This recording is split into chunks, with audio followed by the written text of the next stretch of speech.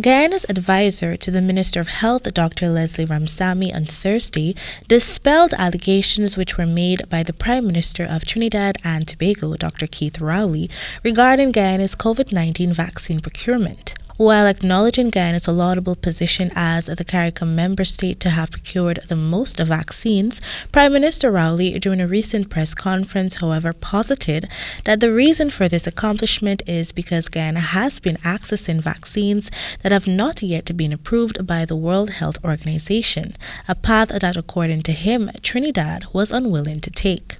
The Guyana government took a decision that Trinidad and Tobago did not take, and that is early in the proceedings to use vaccines that were not approved by the World Health Organization. As a result of that, Guyana had a larger volume of vaccines available. We did not participate in that, and that explains it.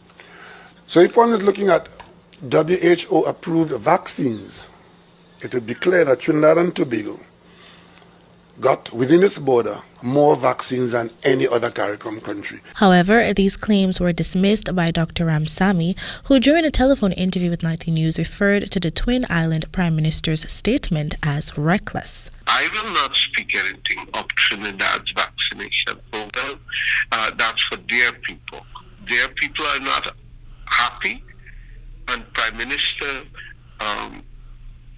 Rowley is free to try to change the narrative in his country, but in choosing to change that narrative by disparaging Guyana's vaccination program, Prime Minister Rowley was being reckless. Dr. Ramsammy reminded that globally, the use of COVID-19 vaccines became an emergency and individual countries considered clinical trials data and used their national registries to approve emergency use for vaccines.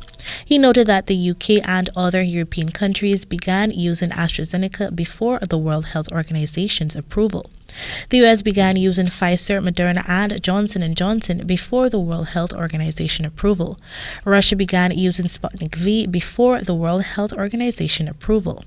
India, China began using locally produced vaccines before the World Health Organization's approval. He assured that all the necessary steps were employed by the government to ensure that vaccines presently being used in Guyana, AstraZeneca, Sputnik, and Sinopharm, were safe for usage. Dr. Ramsammy conveyed that since the vaccination process began, not one of the 95,000 persons who are now fully immunized have fallen ill, been hospitalized, or died from COVID-19.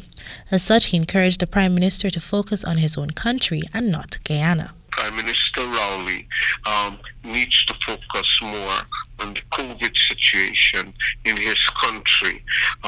We regret that COVID has been such a crisis in any country in the world.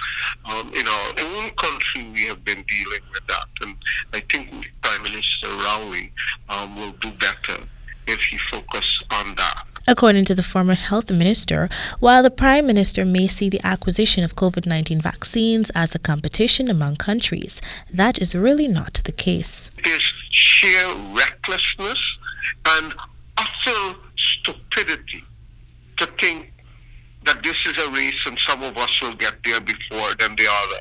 The goal has to be that all of us get there first.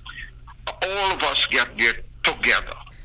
To date, Guyana has received 140,400 doses of AstraZeneca, 20,000 doses of Sinopharm, and 305 doses of Sputnik V.